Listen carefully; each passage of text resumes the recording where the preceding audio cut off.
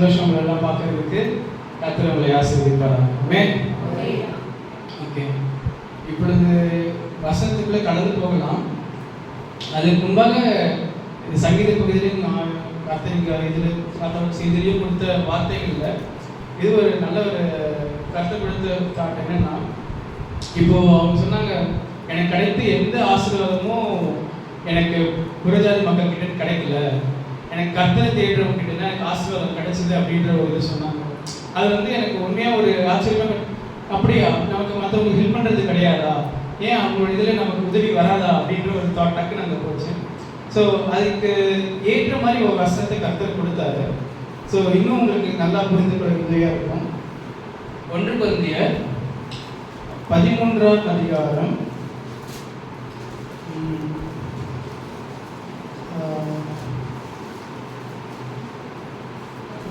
10ஆம் வசனம். நிறைவானது வரும்போது குறைவானது ஒழிந்து போகும். அதாவது இந்த வசனம் பார்த்தீங்கன்னா, நிறைவானது வரும் பொழுது குறைவானது ஒழிந்து போகும். நாம வந்து இந்த உலகத்துல வாழுகிற காலத்துல நமக்கு வந்து சிலர் நிறைய பேர் வந்துட்டு புறஜாதி மக்கள் வந்து இயேசுவை ஏற்றுக்கொண்டிருப்பீங்க. அப்போ அங்கே இருக்கும் பொழுது நமக்கு ஒரு நன்மை நடக்கணும், எனக்கு பிஸ்னஸ் நல்லா போகணும், என் பிள்ளைங்க நல்லா படிக்கணும் அப்படின்றது இருக்கு. அவங்கக்கிட்ட வந்து ஒரு அங்கே இருக்கிற மத போதகர்கள் கிட்ட போய் கேட்டோம்னா அவங்க என்ன சொல்லி தருவாங்கன்னா, இந்த மாதிரி காரியங்களை செய்யுங்க, இப்படிப்பட்ட இதுகளை நீங்கள் செய்யுங்க, உங்களுக்கு நல்லது நடக்கும், அங்கே போய் பாருங்க, இங்கே போய் பாருங்க, உங்களுக்கு நல்லது நடக்கும்னு சொல்லி தருவாங்க. அதன்படி அவங்க செய்யறதுக்கும் துணிவாங்க. ஏன்னா கீழ்ப்படிவோமே, அவங்க சொல்றதை செஞ்சு பார்ப்போம் அப்படின்னு சொல்லிட்டு செய்வாங்க. அப்படி செய்யும் பொழுது அவங்களுக்கு நல்லது நடக்கலாம். ஏன்னா அவர்கள் என்ன செய்யறாங்க, அந்த விதத்துல தனிப்பட்ட விதத்துல அவங்க என்ன செய்யறாங்க, தங்களை தாழ்த்துக்கிறாங்க.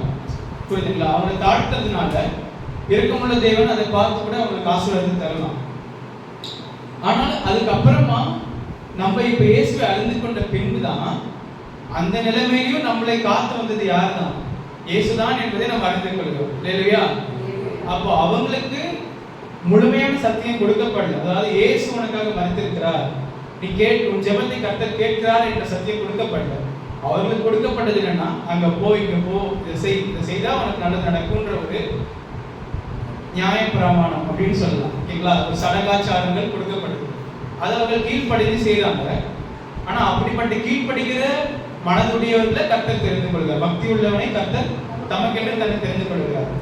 அப்ப அந்த மாதிரி ஆட்களை கர்த்தர் தெரிந்து கொள்கிறார். அப்ப இயேசு கிட்ட வரும் பொழுது நம்ம இன்னும் தெரிஞ்சுக்கலாம்னா, இன்னும் நிறைவானதா நம்ம பார்க்கணும். நிறைவான வேதத்துல நம்ம என்ன சொல்றோம், நாதூரம் பார்த்து கொண்டு இருக்கிறோம். நாம் இந்த உலகத்துல வாழும் பொழுது முழுமையாக படிக்க மாட்டோம். முடிந்த அளவுக்கு என்ன சொல்றது, வேதத்திலே ஆழமாக தோண்டி தோண்டி என்ன முத்துக்கள் இருக்கு என்று தேடி படிக்கலாம் அனுப்பணும். அல்லேலூயா. இது ஒரு கருத்து கொடுத்த ஒரு நல்ல வார்த்தையாக இருந்தது. அடுத்தது சரீரத்தை கொடுத்து நான் இன்னைக்கு மெசேஜ் எடுத்து வச்சிருக்கேன். சரீரம் அப்படின்றத வச்சு தான் எடுத்துருக்கேன். ஐயாவும் அதே மாதிரி சரீரத்தை கொடுத்து பேசினாங்க. சரீரம் என்பது வளர வேண்டும் அப்படின்னு சொல்லியிருக்காங்க. ஸோ இன்றைக்கான வேத பகுதி என்னன்னு பார்த்தீங்கன்னா, 1 கொரிந்தியர் 12ஆம் அதிகாரம் 13 முதல் 27. நாம் யூதராயினும் கிரேக்கராயினும் அடிமைகளாயினும் சுயாதீனராயினும் எல்லாரும் ஒரே ஆவியினாலே ஒரே சரீரத்திற்குள்ளாக ஞானஸ்நானம் பண்ணப்பட்டு எல்லாரும் ஒரே ஆவிக்குள்ளாகவே தாகம் தீர்க்கப்பட்டோம். சரீரமும் ஒரே அவயவமாயிராமல் அநேக அவயவங்களாய் இருக்கிறது. காலானது நான் கையாயிராதபடியினாலே நான் சரீரத்தின் அவயவம் அல்லவென்றால் அதனாலே அது சரீரத்தின் அவயவமாயிராதோ? காதானது நான் கண்ணாயிராதபடியினாலே நான் சரீரத்தின் அவயவம் அல்லவென்றால் அதனாலே அது சரீரத்தின் அவயவமாயிராதோ? சரீரம் முழுவதும் கண்ணானால் செவி எங்கே? அது முழுவதும் செவியானால் மோப்பம் எங்கே? தேவன் தமது சித்தத்தின்படி அவயவங்கள் ஒவ்வொன்றையும் சரீரத்திலே வைத்தார். அவையெல்லாம் ஒரே அவயவமாய் இருந்தால் சரீரம் எங்கே? அவயவங்கள் அநேகமாயிருந்தும் சரீரம் ஒன்றே. கண்ணானது கையை பார்த்து நீ எனக்கு வேண்டுவதில்லை என்றும் தலையானது கால்களை நோக்கி நீங்கள் எனக்கு வேண்டுவதில்லை என்றும் சொல்லக்கூடாது. சரீர அவயவங்களில் பலவீனம் உள்ளவைகளாய் காணப்படுகிறவைகளே மிகவும் வேண்டியவைகளாய் இருக்கிறது. மேலும் சரீர அவயவங்களில் கனவீனமாய் காணப்படுகிறவைகளுக்கே அதிக கனத்தை கொடுக்கிறோம். நம்மில் லட்சணம் இல்லாதவைகளே அதிக அலங்காரம் பெறும். நம்மில் லட்சணம் உள்ளவைகளுக்கு அலங்கரிப்பு வேண்டியதில்லை. சரீரத்திலே பிரிவினை உண்டாயிராமல் அவயவங்கள் ஒன்றை குறித்து ஒன்று கவலையாக இருக்கும்படிக்கு தேவன் கனத்தில் குறைவுள்ளதற்கு அதிக கனத்தை கொடுத்து இப்படி சரீரத்தை அமைத்திருக்கிறார். ஆதலால் ஒரு அவயவம் பாடுபட்டால் எல்லா அவயவங்களும் கூட பாடுபடும். ஒரு அவயவம் மகிமைப்பட்டால் எல்லா அவயவங்களும் கூட சந்தோஷப்படும். நீங்களே கிறிஸ்துவின் சரீரமாயும் தனித்தனியே அவயவங்களாயும் இருக்கிறீர்கள். அல்லேலூயா. இந்த பகுதியில பவுல் எழுதுறதுக்கு ஒரு பெரிய காரணம் என்னன்னா, அங்க சபையில வந்து என்ன இருந்ததுன்னா ஒரு மனம் இல்லை. ஓகேங்களா? அந்த கொரிந்திய சபையில ஒரு மனம் இல்லை. அப்போ அவர் அவங்களுக்கு அதை அட்ரஸ் பண்றாரு. அதாவது நீங்க வந்துட்டு கனம் கொடுக்கணும், நீங்க வந்துட்டு ஒருவரை தாங்கணும் அப்படின்னு சொல்றாரு. இதான் 1 கொரிந்தியர் 12 அவர் சொல்றாரு. இது எதற்காக சொல்றாரு? ரொம்ப முக்கியமான காரியம் என்னன்னா, ரட்சிக்கப்படும் பொழுது ஒரு காரியம் நடக்கும். என்ன நடக்கும்னா, நாம் வந்து மரித்தவர்களை விட்டு ஜீவன் உள்ள ஒரு ஜனங்கள் மத்தியில சேர்வோம். முன் சில பாவங்கள் எல்லாம் என்ன பண்ணப்படும்னா, நம்மளுடைய மனசாட்சியிலிருந்து நீக்கப்படும். அப்ப இதற்கு மேலாக நம்ம மனசாட்சியில நாம் பாவி என்ற ஒரு அடையாளத்தை கர்த்தர் மாற்றிவிடுவார். இல்லையா? ஸோ நம்மளுடைய பாவி என்ற அடையாளம் மாறிவிடும். நமக்கு அந்த பாவம் பண்ணோமோ, நம்ம கர்த்தர்கிட்ட பேச முடியுமான்ற ஒரு தயக்கம், பயம் எல்லாத்தையும் நீக்கி விடுவார். அப்ப பயங்கர தைரியம் கொண்டுகிறதாக மாறிவிடும். அது ஒரு நல்ல காரியம். ஆனா இப்படி ஒரு தைரியம் கொண்ட பின்பு நம்ம என்ன நினைக்கணும்னா, என்ன பண்ணக்கூடாதுன்னா, நாமும் ஒரு காலத்திலே எப்படி இருந்தோம்? பாவிகளாக இருந்தோம், நாமும் ஒரு காலத்திலே கஷ்டப்பட்டோமே அப்படின்ற ஒரு நினைவை நம்ம மறக்கக்கூடாது. இல்லையா? நம்ம மனசாட்சியிலே இப்போ எந்த தீங்குமே இல்லை. நம்ம மனசாட்சி பரிசுத்தமாக இருக்கிறது. நம் கர்த்தருக்கு முன்பாக என்ன கேட்டாலும் கர்த்தர் அதை கேட்டு செய்கிறவராக இருக்கிறார். இல்லையா? ஆகிலும் நம்மளுடைய எண்ணங்கள்ல நாம் ஒரு காலத்தில் நாமும் அதே கண்ணு தெரியாத இருள இருக்கிற ஜனங்களுக்கு மத்தியில இருந்தவர்கள் தானே. அப்போ அந்த நிலைமையில நாம என்ன செய்து கொண்டு, நம்மளும் ஒரு தாத்தா சொன்ன மாதிரி, அதாவது நானும் இந்த வயசுல இப்படி இருந்தேன். அப்போ அந்த காலங்கள்ல நாம் சந்தித்த சோதனைகளை நினைவு கூற வேண்டும். அப்போ புதுசா வருகிற ஆத்துமாக்களுக்கு எப்படி இருக்குன்னா, ஓகே இவங்க இப்பதான் வராங்க, அவங்களுக்கும் சோதனை இருக்கு, சொன்ன மாதிரி பிள்ளைகளும் வருவாங்க, அவர்களுக்கு சோதனைகள் உண்டு என்பதை அறிந்து கொள்ளுங்க நீங்க அப்படின்னு சொல்லிட்டு பவுல் அதை நினைவு கூட்டுறாரு. இது கரெக்டாக அவர் படித்த வசனத்திலேயே படித்தோம். இன்னொரு வசனம் 2 பேதுரு 1ஆம் அதிகாரம் 9ஆம் வசனம். ஐயா வந்து இது இப்படி இருங்கன்னு சொன்னாரு. அது ஏன் இப்படி இருக்கணும்னு 9ஆம் வசனம். இவைகள் இல்லாதவன் எவனோ அவன் முன் செய்த பாவங்களற தான் சுத்திகரிக்கப்பட்டதை மறந்து கண் சொருகி போன குருடனாய் இருக்கிறான். இல்லையா? அவன் முன், அதாவது இதெல்லாம் எதுக்காக நீங்க அன்பு கூறணும், செய்யணும், தேவனுக்கு பயப்படணும்னு சொல்றதுக்குன்னா, அவன் முன் செய்த பாவங்களை மறந்து இப்போ வந்து தனக்கு முன்னாடி ஒரு காலம் இப்படி இருந்ததுன்ற மறந்துட்டான். அது என்ன பண்ணுது அவனை கேட்டீங்கன்னா, அவனுக்கு என்னதுன்னா he cannot look far. அது படிக்க தமிழ்ல, இவைகள் இல்லாதவன் எவனோ அவன் முன் செய்த பாவங்கள் அற தான் சுத்திகரிக்கப்பட்டதை மறந்து கண் சொருகி போன குருடனாய் இருக்கிறான். குருடனா இருக்கிறான்னு பார்க்கிறோம். ஆங்கிலத்தில் என்ன போட்டுன்னா, அவன் வந்து அடுத்து என்ன காரியங்கள் நடக்க போகிறது, அதாவது கர்த்தர் அடுத்து என்ன செய்ய போகிறார் என்பதை பார்க்க முடியாத ஒரு ஆளாக மாறினான்னு பார்க்கிறோம். இது வந்துட்டு வேதத்துல ஒரு எடுத்துக்காட்டு எடுக்க வேண்டும்னா எலியாவை குறித்து பார்க்கிறோம். எலியாவை குறித்து என்ன பார்க்கிறோம்னா, அவருக்கு வந்து கர்த்தர் என்ன செய்ய போகிறார் எல்லாம் தெரியும். அவர் சொல்றாரு, ஆகாப் கிட்ட போகும்போது சொல்றாரு, 3.5 ஆண்டுகள் மழை பெய்யாதீங்க, நான் சொல்ற வரைக்கும் மழை பெய்யாது அப்படின்னு சொல்லியிருக்காரு. அப்போ அவர் கண்ணு தெளிவாக தெரியுது 3.5 ஆண்டு மழை கிடையாது அப்படின்னு. அப்புறமா அவர் போய் இங்க போன்னு சொல்றாரு, அங்க கேரி தாட்டுறதே பழுது பண்றாரு. அப்புறம் கர்த்தர் சொல்லுகிற எல்லா இடத்துக்கும் அங்கேருந்து விதவை கிட்ட போன்றாரு, விதவை கிட்ட போறாரு. இங்க எல்லாம் அவருக்கு வந்து கண்ணு தெரியுது என்ன நடக்க போகுது.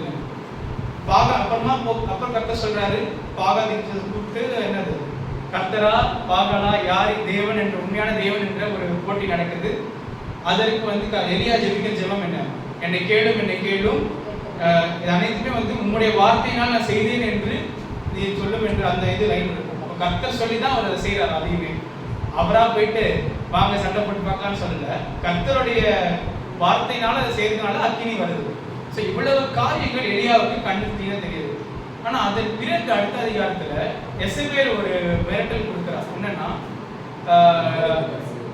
உன்னையும் கொண்டு விடுவேன்னு சொன்ன உடனே எலியாவுக்கு அடுத்த காரியங்கள் என்னன்னு தெரியும். அதோட அவனுக்கு ஸ்டாப் ஆயிடுச்சு. அவனுக்கு வந்து ஆவிக்குரிய கண் என்ன பண்ணுதுன்னா அந்த நேரத்துல குறுகி போயிடுது. அவனுக்கு அடுத்து என்ன நடக்க போகுது தெரியல. அப்ப அவன் என்ன செய்யறான், ஒரு சூரிய செடியின் கீழே போயிட்டு போதும் கர்த்தாவே என்னை எடுத்துக்கொள்ளும். அது கூட அவன் ஒரு வரியை ஆட் பண்ணுவான். என்ன வரி ஆட் பண்ணுவான்னா, ஆமென், என் பிதாக்களை பார்க்கிலும் நான் நல்லவன் அல்லன்ற அறிக்கையை அவங்க செய்யறான். அப்போ இதுல அவனுடைய இதயத்துல இருக்கிறது என்ன இருக்குன்னா, நான் என் பிதாக்களை கூட நல்லவனா இருக்கிறேன், என் பிதாக்களை பார்க்கிலும் நான் உத்தமன் என்கிற ஒரு எண்ணம் கொண்டுகிறவனா இருக்கிறான். அப்போ அவனுக்கு அந்த சோதனை வரும் பொழுதுதான் அங்க என்ன வெளிப்படுதுன்னா, ஓ இந்த ஒரு இதயம், இந்த ஒரு எண்ணம் அவனுக்குள்ள இருக்கிறதுனால இதுக்கு அடுத்தது என்ன என்று தெரியல. இல்லையா? ஏன்னா நீங்க பாருங்க, இது வரைக்கும் யாருமே எல்லா ஜனங்களுக்கு முன்பாக நீங்க எடுத்து பாருங்க, நீங்க போறீங்க ஒரே ஒரு ஜெபம் செய்றீங்க, உங்க ஜெபத்தை கேட்டு கர்த்தர் அக்கினி இறக்குறாரு அந்த இடத்துலனா எவ்வளவு பெரிய மகிமையா இருக்கு. ஆமென். இது வந்துட்டு எந்த ஜனநாயகமும் யாருமே செய்ய முடியாது. இது ஒரு அசாத்தியமான ஒரு காரியம், சூப்பர் நேச்சுரல் ஈவெண்ட். அப்போ அந்த அளவுக்கு ஒரு மனிதனை உயர்த்தி வைக்கும் பொழுது ஆட்டோமேட்டிக்கா அவனுக்குள்ள என்ன வருதுன்னா, நான் என் பிதாக்களை கூட பெட்டரா இருக்கிறேன். ஏன்னா யாருமே அதை பண்ணதில்லை. கரெக்டுங்களா? அக்கினி இறக்குனது யாருமே இறக்கல. எல்லாரோட கண் பார்வைகளுக்கு முன்னாடி இப்ப அக்கினி இறக்கும் அப்படின்னு ஒரு சின்ன ஜெபத்தை பண்றோம், நடக்குது. நம்ம எவ்வளவு ஜெபிக்கிறோம், எதுவும் நடக்க மாட்டேங்குது சில சமயம். ஆனா அவனோட ஜெபத்துக்கு கேட்ட உடனே அக்கினி இறங்குது. அந்த அளவுக்கு அவனுடைய கீழ்ப்படிதனால கர்த்தர் அவனை என்ன பண்ண மகிமைப்படுத்தி வச்சிருக்காரு. அப்ப இவ்வளவு பண்ண பின்பு அவனுக்குள்ள என்ன வந்ததுன்னா, நான் என் பிதாக்களோட பெரிய ஆளா இருந்திருப்பேன், அதனாலதான் எனக்கு கர்த்தர் செய்யறாரு, நான் பெரிய உத்தமனா இருந்திருப்பேன், அதனாலதான் எனக்கு என்ன நடக்குது, இவ்வளவு அற்புதங்கள் நடக்குது, கர்த்தர் எனக்கு கூட அந்த வகையிலே நடத்துறாரு எண்ணங்கள் வருது. இந்த எண்ணம் வரும் பொழுது என்ன செய்யறாருன்னா, கர்த்தர் ஒரு சோதனை வருது, சோதனை அனுமதிக்கிறவர் கர்த்தர். எசேக்கியேல் மூலமா சோதனை வரும் பொழுது அப்போ தெரியுது, என்ன தெரியுதுன்னா, அப்போதான் வந்து அவர் போய் சொல்றாரு, இல்ல நான் பிதாக்களை பார்க்கிலும் நல்லவன் அல்ல அப்படின்றது.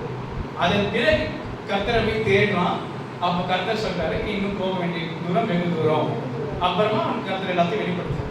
ஸோ இதுல என்ன தெரியுதுன்னா, இந்த காரியங்கள் ஐயா சொன்ன மாதிரி இதெல்லாம் செய்ய வேண்டியதுன்னா, முன் செய்த பாவங்களில் நீங்க கழுவப்பட்டீங்க, நீங்க கழுவப்பட்டீங்கன்றது நினைவு கொடுத்துட்டு இரக்கம் உள்ளவரா இருங்க. உங்க இதயத்தை எல்லா பொறுமையோடும் உங்களுடைய எல்லா காவலோடும் உங்க இதயத்தை காத்துக் கொள்ளுங்கள். ஸோ அந்த மாதிரி இருக்கணும். ஓகே, இப்போ இந்த கர்த்தருடைய சரீரத்தை குறித்து பார்த்தோம். அதாவது we are the body of Christ ன்னு பார்த்தோம். அப்போ சபையாகிய சரீரம் ஏன் எப்படி இருக்க வேண்டும் பார்க்கலாம். அதாவது முதலாவது நம்மளுடைய சரீரத்தை வைத்தே இதெல்லாம் பார்க்கலாம். இன்ட்ரெஸ்டிங்கா இருக்கும். என்னன்னா, நம்மளுடைய சரீரத்துல நம்ம அவயவங்கள் நம்மளுடைய மூளை கிட்ட எப்படி பேசும் அப்படின்னு பார்த்தீங்கன்னா, பயங்கர எப்பயுமே நல்லா தான் பேசிக்கிட்டு இருக்கோம். ஆனா எப்போ அந்த சத்தம் பயங்கரமா கேட்கும்னா, அதுக்கு ஒரு வலி வரும் பொழுது தான். நம்மளுடைய சரீரத்துக்கு வலி வரும் பொழுது உடனே நம்ம மூளை இங்கே வலிக்குது அப்படின்னு நமக்கு தெரியும். அப்போ இந்த வலினால தான் அதோடைய கம்யூனிகேஷன் என்ன இருக்கு, இந்த மூளை கூட ஆகுது. அதே போல தான் நமக்கும் எப்படின்னா, நம்மளுடைய வலியில நம்ம என்ன செய்யறோம், ஆண்டவரே அப்படின்னு கேட்கிறோம் இல்லையா? அப்போதான் அந்த அவயங்கள் என்ன பண்ணுதுன்னா, கர்த்தருக்குள்ள நமக்கு கனெக்ஷன் இருக்கா இல்லையான்றது எப்போ தெரியுதுன்னா, அந்த வலி வரும் பொழுதுதான் தெரியுது. அப்போ அந்த வலியின் மூலமாக நம்ம என்ன பண்றோம், கர்த்தருக்கு கனெக்ஷன் வைக்கிறோம். ஆனா இப்போ இந்த மாதிரி வலி வருது இல்லையா? இப்போ நமக்கு ஒரு கையில வந்து பையன் அந்த கையில பயமா வலி அடிச்சுக்கோங்க, அப்படியே கை தூக்க உள்ள ரொம்ப சுருக்கா பிடிச்சிக்கிச்சு வலி வருது. அப்போ இந்த வலி வரும் பொழுது உடனே நம்மளுடைய மூளை என்ன சொல்லும் அப்படின்னு பார்த்தீங்கன்னா, மற்ற அவயவங்களை அது உதவ சொல்லும் இல்லையா? இப்போ இந்த கையில ஒரு பொருளை தூக்கணும், ஆனா இந்த பொருளை வந்துட்டு இந்த கை வலிக்குது. அப்ப என்ன பண்ணணும்னா, நம்ம இந்த கையை தூக்க மாட்டோம். மூளை என்ன சொல்லணும்னா, இந்த கைக்கு வேலை கொடுக்காத, இந்த கையை ஃப்ரீயா விட்டுடு, இன்னொரு கையை கொண்டு வந்து இந்த பொருளை தூக்கு, இந்த கையை நீ பாடுபடுத்தாத. எந்த அளவுக்கு அதை பாதுகாத்து நடத்துக்கோ அந்த அளவுக்கு நீ அதை பாதுகாத்து நடத்துக்கோ அப்படின்ற ஒரு இதை கொடுக்கும், சிக்னலை கொடுக்கும். இதே தான் என்ன செய்யறாரு, கர்த்தர் செய்யறாரு. சபையில வந்து ஒருத்தருடைய பலவீனம் வரும்பொழுது, அவங்களுக்கு கஷ்டம் வரும் பொழுது கர்த்தர் என்ன சொல்றாருன்னா, சரி அந்த பலவீனத்துக்கு மற்ற அவயவங்கள் தான் போய் உதவி செய்ய முடியும், நீ அந்த அவயவங்களை இன்னும் பாடுபடுத்தாத அப்படின்றத முதலாவது அதை சொல்றாரு. அதை பார்க்கலாம். இது வந்து கர்த்தர் சரித்திரம் பார்க்கணும். இரண்டாவது, இந்த மாதிரி வந்து உதவி வரல, ஏன் வந்துட்டு இப்போ இந்த மாதிரி ஒரு அவயவம் கஷ்டப்படுது, இது வந்து விசுவாசி எல்லாருக்கும் தெரியும். அதாவது கஷ்டப்படும் சமயம் உதவி வராது. அப்ப ஏன் வந்து மற்றவங்ககிட்ட எனக்கு உதவி வரல, மற்ற கிறிஸ்தவர்கிட்ட எனக்கு உதவி வரல அப்படின்ற காரியங்கள் என்ன இருக்குன்னு பார்த்தீங்கன்னா, ஒன்று இன்னொரு அவயவமும் அந்த பிரெயினோட கனெக்ட் ஆகாமல் இருக்கும். அதாவது கை கால் விழுந்தவங்க நீங்கள் பார்த்தீங்கன்னா அவங்களுக்கு இந்த கை மட்டும் இல்லை, 2 கை விழுந்து கிடக்கும். அப்போ இந்த கைக்கு பலவீனம் வந்துருச்சு, ஆனால் இந்த கையாலையும் வந்து ஒன்றும் பண்ண முடியாது. ஏன்னா அவங்களால வந்து இதுக்குமே கனெக்ஷன் இல்லை. இந்த பிரெயினுடைய இதை வந்து ஒர்க் பண்ணுறதுக்கு இந்த கையாலையும் முடியாது. ஸோ அப்போ என்ன தெரியுதுன்னா, பாவம் இருக்கும் பொழுது அந்த இன்னொருத்தவங்க வந்து கனெக்ஷன் கரெக்டாக இல்லைன்னா அவங்க என்ன செய்ய மாட்டாங்கன்னா, கர்த்தர் உதவி செய்ய சொல்லுவார், ஆனால் அந்த சிக்னல் என்ன பண்ணாது, போகாது. அதனால என்ன நடக்கும்னா, இந்த அவயவத்துக்கு என்ன நமக்கு உதவி இல்லையா, கர்த்தர் இல்லையா அப்படின்ற எண்ணம் வரும். கர்த்தர் இருக்கிறாரு, ஆனால் அதற்கான உதவி வந்து வரல. அதுக்கான உதவி இன்னொரு அவயவத்திலிருந்து வர வேணும், அது வரல. ஓகேங்களா? இது ஒரு காரணம். அப்போ பாவத்தில் இருக்கிறவனால கர்த்தருடைய சித்தத்தை செய்து அவயவத்துக்கு உதவி செய்ய முடியும். ஓகே. இரண்டாவது காரணம் ஏன் அது வர முடியலன்னா, அந்த இன்னொரு அவயவமே என்னவா இருக்கும், கஷ்டத்துல இருக்கும். அதாவது கஷ்டம்ன்றது நம்ம பார்க்கறது என்னன்னா, நம்ம நினைப்போம் நமக்கு தான் மட்டும்தான் கஷ்டம் நினைப்போம். நிறைய நேரத்தில் சில நேரத்தில் நமக்கு இருக்கிற அதே கஷ்டம் இன்னொருத்தருக்கும் இருக்கும். அதனாலதான் ஏசாயால நீங்க ஒரு வசனம் படித்தீங்கன்னா இருக்கும். ஏசாயாவில் என்ன வசனம் இருக்குன்னா, அதாவது ஒரு மனிதன் இருப்பான், ரொம்ப பஞ்சகாலம் வரும்பொழுது அப்ப கேட்பாங்க, உன் வீட்டுல ஆகாரம் இருக்கு, உன் வீட்டுல வஸ்திரம் இருக்கு, நீ எங்களுக்கு தலைவனாக இரு அப்படின்னு சொல்லுவான். அப்ப சொல்லும் பொழுது அந்த மனிதன் சொல்லுவானா, இல்ல இல்ல எங்க வீட்லயும் ஆகாரம் இல்லை, எங்க வீட்லயும் வஸ்திரம் இல்லை, நான் உங்களுக்கு தலைவனா இருக்க முடியாது அப்படின்னு அவங்க சொல்லுவாங்க. அதாவது யாரையும் தலைவனா கேட்கப்படுது, இல்ல என்னால முடியாது, ஏன்னா எனக்கே கஷ்டங்கள் இருக்கு, நான் உங்களுக்கு தலைவனா இருக்க முடியாதுன்னு சொல்ற நிலைமை வரும்.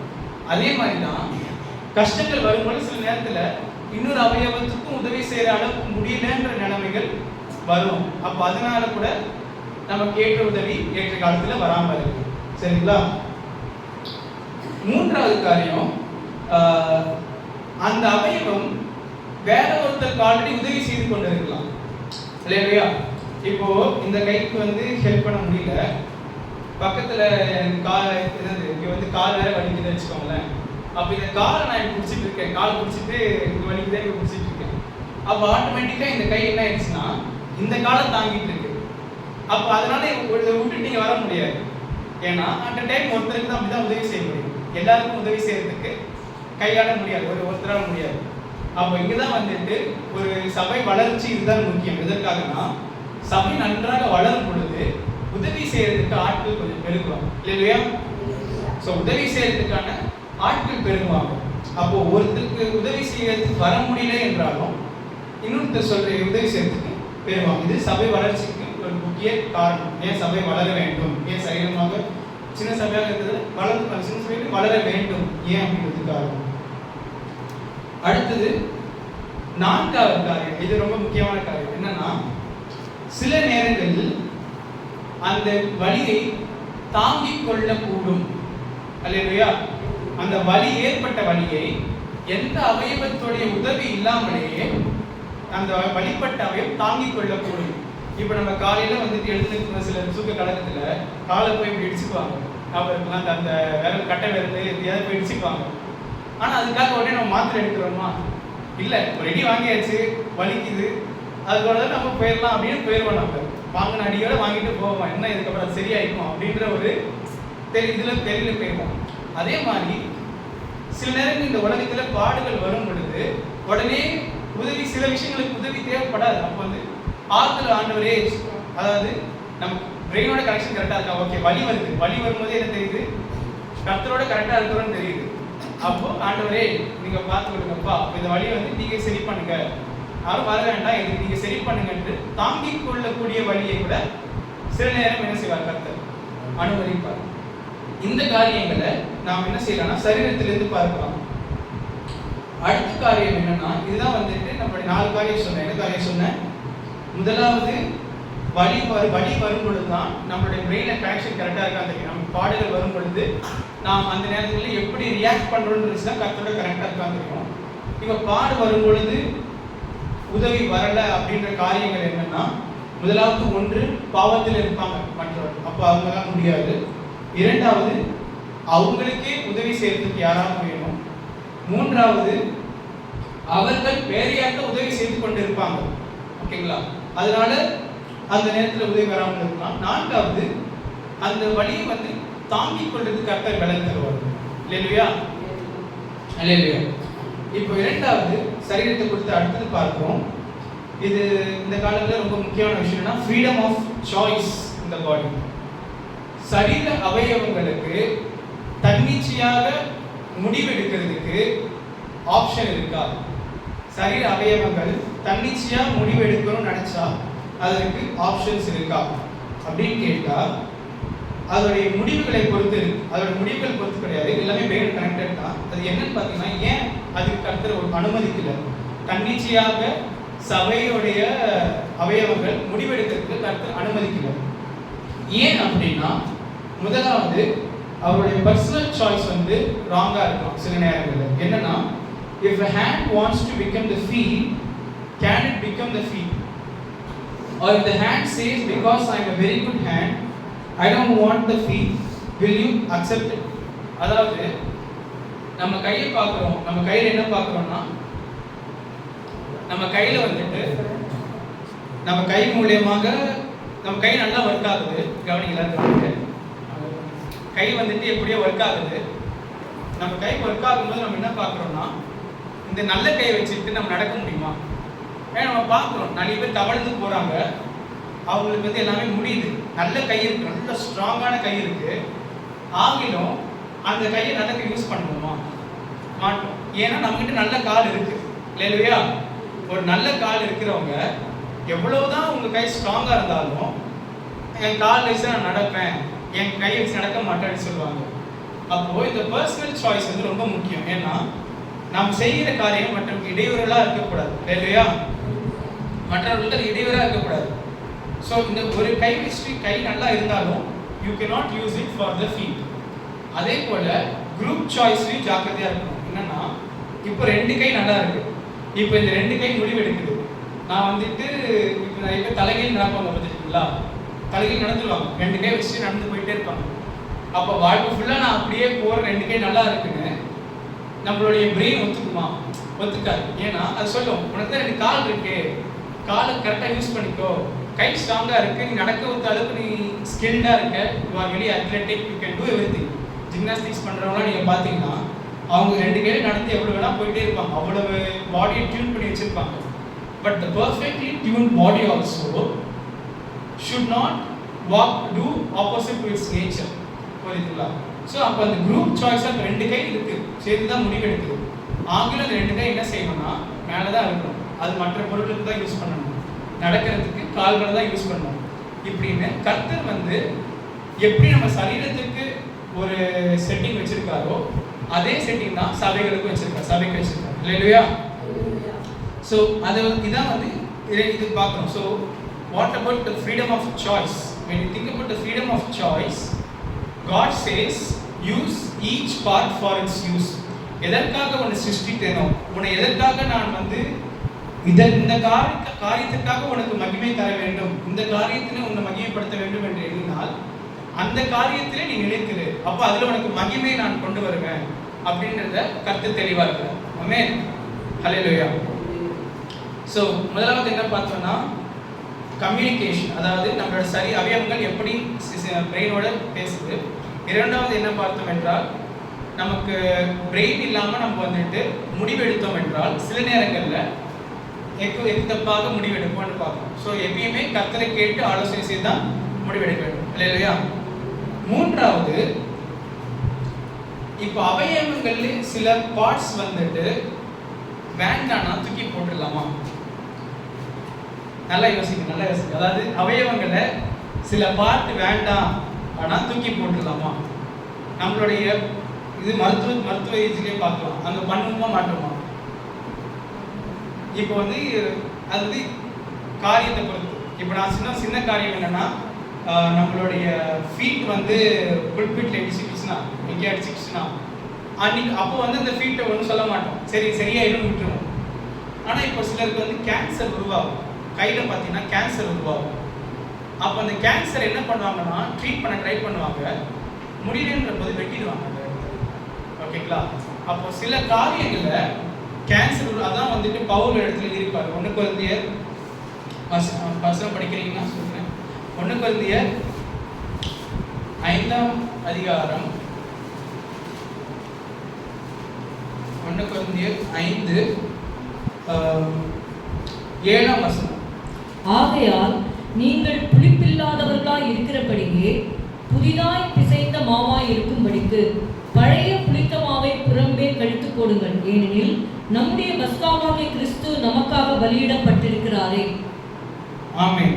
சோ புளிப்பில்லாத அப்பமா நம்ம இருக்கணும்னா அந்த எந்த இடத்துல கேன்சர் உருவாகுதுன்னா அந்த இடத்த நீங்க கட் பண்ணி போடுங்க அப்படின்னு பவுல் சொல்றார். பவுல் என்ன சொன்னாரு? அந்த மாவுல எடுத்து போடுங்க, கெட்ட மாவை எடுத்து போடுங்கன்றார். இயேசுவும் என்ன சொன்னாரு?